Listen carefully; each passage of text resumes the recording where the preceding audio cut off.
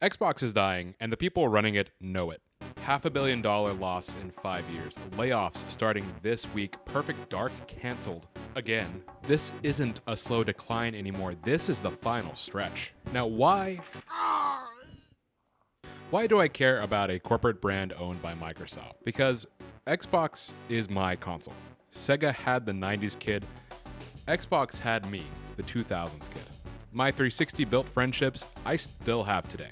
This brand raised me as a gamer, and I am watching it die painfully slowly in real time. And no, I'm not going to tell you to buy one. Economically, it's a really stupid idea to buy an Xbox right now. I'm telling you why it matters that Xbox survives. Because when Xbox suffers, gaming suffers. Right now, it's Sony and Nintendo running the table unchallenged, and an unchallenged industry is a lazy one. I'm not going to walk you through history. You've seen those videos about Don Matrick, the Xbox One reveal disaster, Phil Spencer spending 13 years buying studios and calling it a strategy.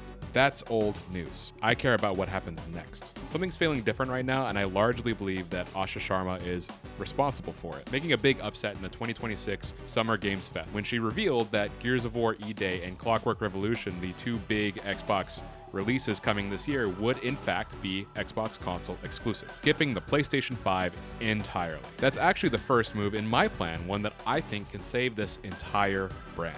Let me lay out the rest of it. I call it games, and games. The games are ultimately what matters to the success of a home entertainment console. As we saw with the Sega Dreamcast and the PlayStation 3 at launch, having more ports or having more features on the console itself does not equate to sales when people aren't buying your console because there's no video games to play on it. And of course, the Dreamcast has its fans that it's accumulated over the years, but it was really obvious that Sonic Adventure and Jet Set Radio were just not enough to carry the console through the finish line. On top of that too, Sega was making up goodwill from a big-time failure in their previous generation. Does that sound familiar at all? So right now, Xbox is in a position where it has no games, it's reeling from a generational failure, and the only game it could present was Redfall. Ugh. We need games. First, we're gonna need exclusive games. I'm gonna ruffle some feathers here, but I am gonna just rip this band-aid right off. Consoles need exclusive games. And I think they're good for the industry. Let me elaborate. I know the popular take online, at least in Reddit, has been that exclusives are generally considered anti-consumer. But when you stop to think about it, I don't actually think that's what it is. Since the dawn of time, which was in 1983 to be exact, with the launch of the Nintendo Entertainment System, software has driven sales of hardware. Consoles have lived and died based on their software's ability to entice gamers into their ecosystem. This shapes the library and personality of the consoles, and thus not only gives them those great vibes, but also gives them a clear place in the market. Let's take a look at the 7th generation of consoles to prove this. The Xbox 360, PlayStation 3, and Wii found their ebb and flow in about 2007. Many consider this to be the golden era of gaming, and for good reason. I certainly do. While there were several great multi-platform titles, the Xbox 360 offered Halo, Gears, Forza, PS3 was Uncharted, Killzone, Little Big Planet, Nintendo was Nintendo, man. What didn't they have? All three consoles were firing on all cylinders because they had to. PlayStation learned pretty quickly that they couldn't just rest on their laurels and say, our hardware is better. Here, you want to play Lair? No, we don't.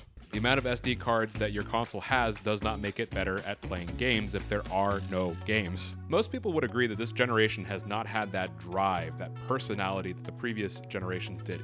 Even Generation 8, which I kind of thought was nobody has a reason to take a big swing. Sony's leading the charge. They're not going to greenlight weird little projects like Ni no Kuni because they don't have to. Their main competitor right now is Fortnite. This is not working and nobody likes it. This does mean that Xbox has an opportunity to pull ahead. They just have to stop sending their games to PlayStation. Now, obviously, the Activision Blizzard games have to stay multi-platform. Once again, thank you, Phil Spencer. Really great purchase. But Halo going to PlayStation felt like the big telltale sign that that was it.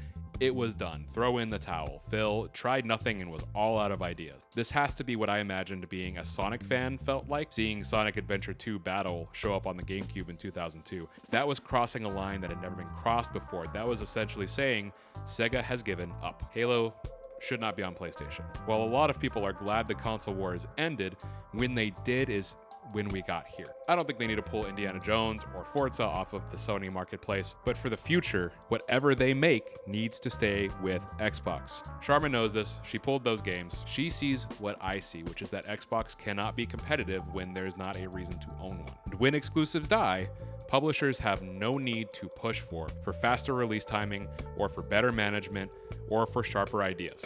I really would love for every game to be available for every console, but when that happens, there's no competition, which means we get lazy. Okay, games need to be exclusive. We need to make weird games too. I'm talking weird. Xbox is sitting on a gold mine of IPs that can be resurrected and basically do crazy numbers. Are you really telling me that when you have Banjo, Conquer, and Blinks under your belt, you really don't want to make a mascot platformer? Spin up the engine, get firing on all cylinders, get those studios you already own going on something that will get people excited to see it again. For the love of God, whoever is in charge of deciding what gets canceled, fire them. I don't normally advocate for people to lose their jobs, but if somebody really looked at Redfall and said, yes, let's keep that, and then looked at Perfect Dark in whatever state it was in and said, no, cancel it, they should not be working there anymore. Period. I didn't even mention the fact that we have the entire back catalog of Activision Blizzard to work with. While Phil seemed to think that just like outright buying them would be enough to move the needle, why don't we, use them for something? And obviously there are certain games that have to stay multi-platform. Call of Duty, World of Warcraft, these are big titles. Legally, they cannot be exclusive. But what about StarCraft? Can we make a StarCraft spin-off? What about Warcraft? What if we bring Warcraft back? What about all the other crazy titles that got bought because they were part of Activision that we all just forgot about? Guitar Hero is there, man.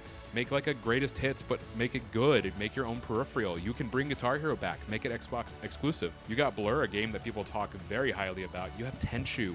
Please, make another Tenchu. And you know who else you could make use of? Bethesda. Now, Sharma's reportedly on it. She's pushing for faster releases of Fallout and Elder Scrolls, and that is good. It's insane to me that anyone was okay with revealing a game like Elder Scrolls 6 8 years before having anything to show. We still haven't seen it, by the way, at the time of recording this. Todd, buddy, you gotta get off your hands and start making games again, dude. This is the only industry that you could ever do this in. If Lin-Manuel Miranda were to announce that The Warriors was coming to Broadway but didn't say when, and then didn't talk about it for 3 years, and after that happened, announced he was putting a Flubber musical on, and people were like, hey, what happened to The Warriors? And he's, oh, we're working on it. And then the Flubber musical came out, and it sucked super bad. He would be out of the industry. There is simply no reason we should be announcing games 8 years before we even have anything to show for it. And there's especially no reason why we should be going 11 or 12 years without a proper Fallout sequel. No, I don't count Fallout 76. How dare you?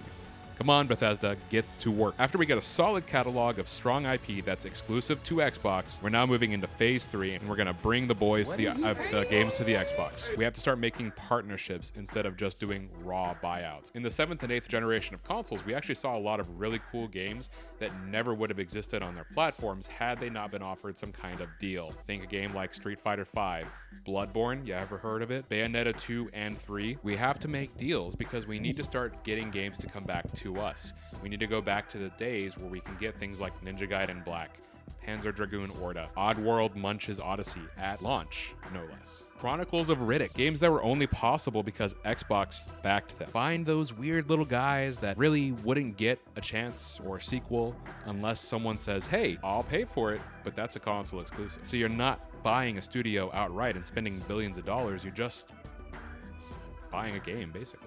Make the message Xbox supports games that need it. And this will also help us avoid the trap we found ourselves in, where for a long time Xbox was known as just the Halo, Forza, and Gears machine. We don't want to go back to that either. Now listen, I understand this video may not ever get to anybody who cares, but someone's making choices that are making sense, which means they can also read the room. The tides might actually start to turn. The engines are starting to spin up. PlayStation's not in a good spot in the public eye. Xbox has a real chance here. And again, I haven't really talked much about like the business side of things because I just don't know a lot about it. Neither did Phil. I'm sure it's fine. For the first time in a long time, I actually feel hopeful. I'm rooting for you, Xbox, because at the end of the day, somebody has to. Don't let me down.